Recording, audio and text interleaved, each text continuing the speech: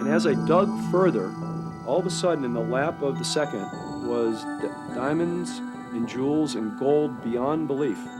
And I bolted out of bed. I thought, this is a dream I don't want to forget, and I wrote it down. And what came through to me at that time is that the more I dig into the wisdom of the ancients, the more my riches will be revealed to me. And that, I would say, was one of my more profound experiences. I've learned to trust dreams. I started keeping a record of my dreams.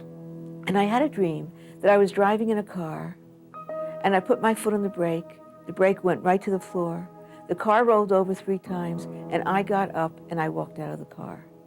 3 weeks later, and so on a Saturday morning, and I had a dance rehearsal, and I had one of my dancers with me. We had just finished rehearsal, we felt just wonderful. And we're on E or F Street, the biggest street, traffic street in Washington, D.C. And I put my foot on the brake and it went right to the floor. And I did something that's very uncharacteristic because I wasn't taught how to do it.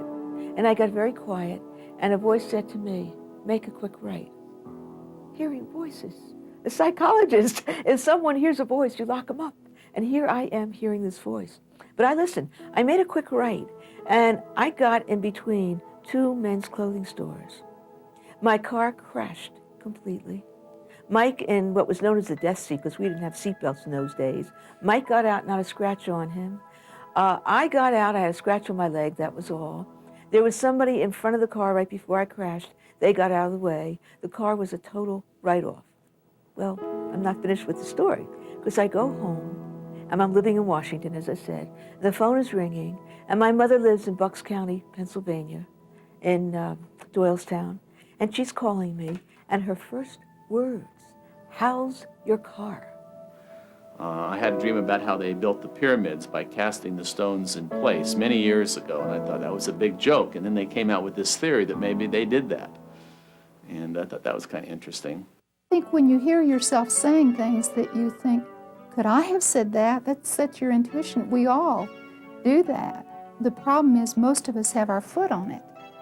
Intuition touches your heart at least as much, if not more, than your head.